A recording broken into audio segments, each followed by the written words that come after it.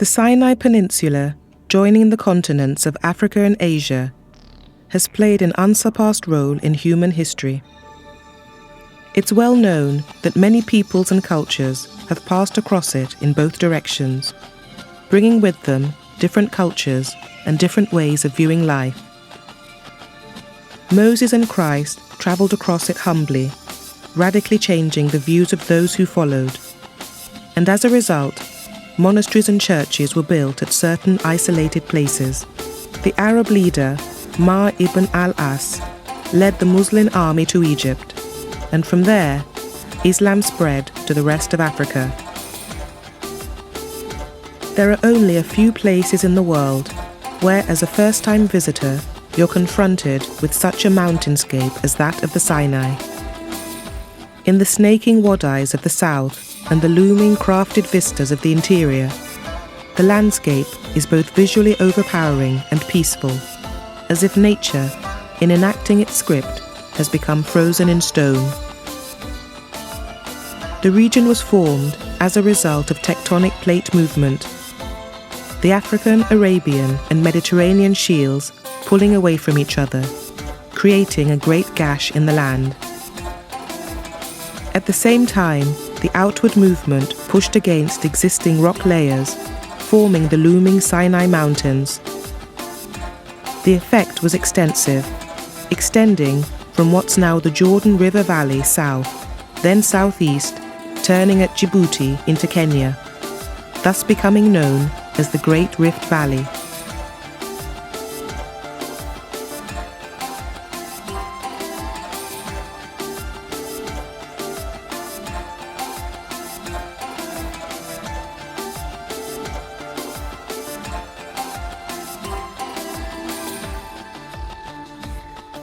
The more pastel-coloured granites are much older than the reddish rock. These dikes, which are fine-grained basaltic intrusions, having pushed their way into the original coarse-grained plutonic granites, created stunning effects of colour and form. To this is added the effects of sandstone weathering and colouring through leached minerals. In some places, a whole hillside is layered in all colours: red, purple, green, cream, white and orange. In many places, the evidence of past geological activity is obvious, with tilted layers sitting on the underlying granite base rock. Most of the nominated area and also of the protectorate is inhospitable mountainous desert. There's a population of more than 10,000 within the protectorate, located in over 50 Bedouin settlements and the small town of St. Catherine. Some of the Bedouin tribes are nomadic, and others, such as the Jebeliyah, live in permanent settlements. The Bedouin, the original Arabs, are the Arabic-speaking nomads of the Middle East, who've proudly maintained their pastoral way of life over thousands of years, and the vision of the family, their camels and their herds of goats, are firmly planted in our minds. They now live in the desert regions of all countries between the Arabian Gulf and the Atlantic. Every day, hundreds of pilgrims are brought here for the traditional sunrise climb. The final steps of the Stairway of Repentance, to arrive at the top, reach 2,285 meters above sea level and the lofty summit of Mount Sinai. The view from here has been likened to an ocean of petrified waves. Sometimes it's possible to see the hazy blues of the Gulfs of Suez and Aqaba from this point. The northern and eastern boundaries of the Jebeliyah territory are demarcated by the dark volcanic circular dike and the peaks of Jebel Alawi.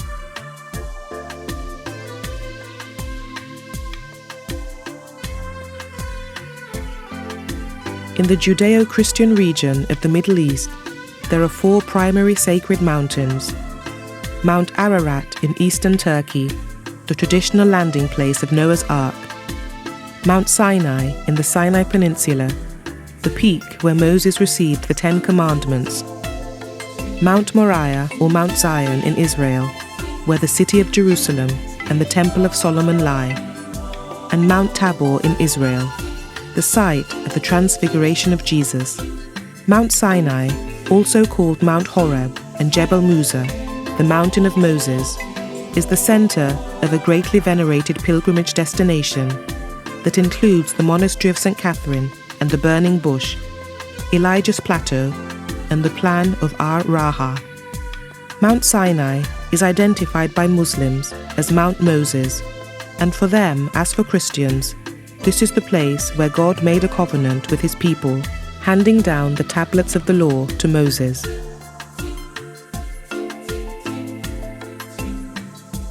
Christians and Muslims have long regarded this summit as the sacred Mount Sinai, although Jewish tradition is more guarded in ascribing an earthly location to Mount Sinai. In early Christian times, it was only the pious who walked up the mountain in barefooted reverence, who were permitted to visit the summit. Pilgrims rarely slept here, and to this day, the Bedouin respect the holy mountain by leaving with their flocks before sunset. Pilgrims, travelers, and visitors have been attracted to the religious landscape of Mount Sinai for centuries. The pilgrimage is linked to the story of Moses. Moses was discovered as a baby in a papyrus basket floating amongst rushes at the edge of the Nile. The pharaoh at the time had commanded that all newborn Jewish boys be thrown into the Nile, but his daughter found the baby, rescued him, and brought him up in the pharaoh's court, naming him Moses. As a young man, Moses was sentenced to death for assaulting and killing an Egyptian foreman who'd beaten up an Israelite laborer, and to escape execution, he fled to the Sinai Mountains.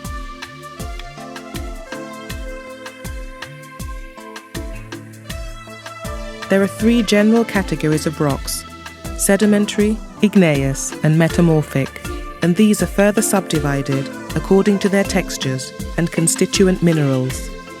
Sediment, mud, sand, and gravel, deposited on ocean floors and land surfaces, are hardened into sedimentary rocks through a variety of lithification processes, including compaction, cementation, and recrystallization. Continental sediments are derived from weathered and eroded pre-existing rocks, and are deposited mainly by rivers, but also occasionally by wind, glaciers, and other processes. Vast, harsh, empty spaces, bounded on all sides by huge formations of rock, offer an ever-changing vista of color.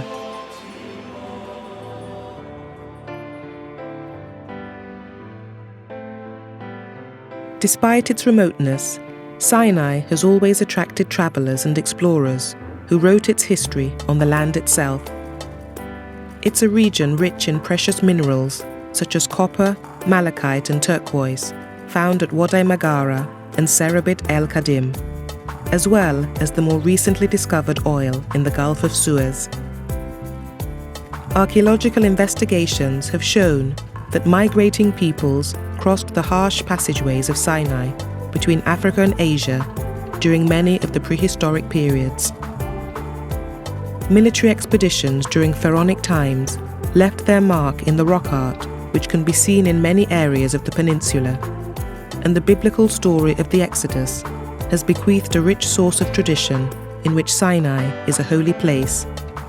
Few places on earth capture the imagination of both young and old the way Egypt does, with its parched desert landscape, dissected by its one eternal river.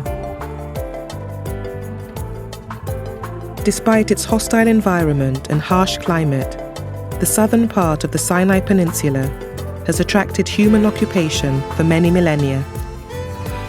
The remains of the simple dwellings of the ancient inhabitants, known to history as the Amalekites, date from the early Bronze Age, but earlier settlements of late Mesolithic or early Neolithic date have also been found. Ascetic monasticism in remote areas prevailed in the early Christian church and resulted in the establishment of monastic communities in remote places. St. Catherine's Monastery is one of the earliest of these and the oldest to have survived intact, being used for its initial function without interruption since the 6th century. It demonstrates an intimate relationship between natural grandeur and spiritual commitment.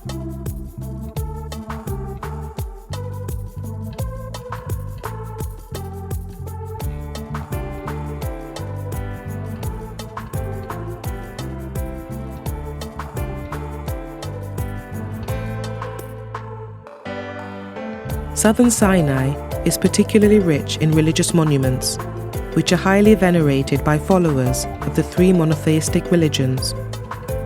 The most prominent of these is the monastery of St. Catherine, founded in the 5th century AD, together with its satellite monuments. All this gives the region a special importance as a cultural heritage site of international value. With the destruction of Petra by the Romans, Nabatean influence waned, and the survivors became nomads. The Sinai region, known to the Romans as Palestina Tertia, became a savage wilderness and as such attracted early Christian anchorites. Following the departure of the Romans in the second half of the 4th century, the general lawlessness eventually drove the monastic communities to seek help. This was supplied by the Byzantine Emperor Justinian I, who sent teams of architects and masons to build a fort below the rocky eminence, identified by the monks as Mount Sinai. The neoclassical bell tower is the work of one of the monks, Gregorius, and was built in 1871. It houses 9 bells presented by the Tsar of Russia. The complex also contains some exceptional examples of Byzantine art and houses outstanding collections of manuscripts and icons. Its location demonstrates a deliberate attempt to establish an intimate bond between natural beauty and remoteness on the one hand, and human spiritual commitment on the other. After 8,000 years at the heart of history, experience the continuing contrasts. Sinai is where rock meets coral reef and the desert stops at the sea. It's the grandeur of granite meeting golden beaches.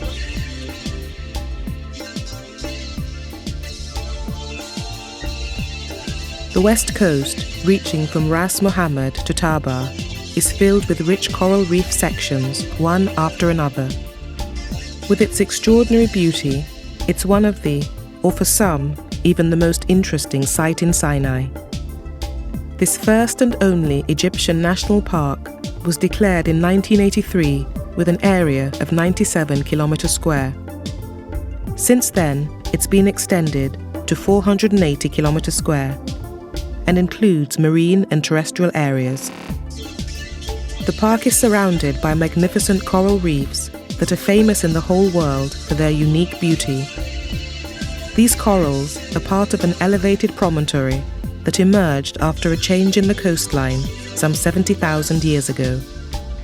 From the extreme part of the Sinai Peninsula, visitors see the entire panorama of the Sinai Mountains.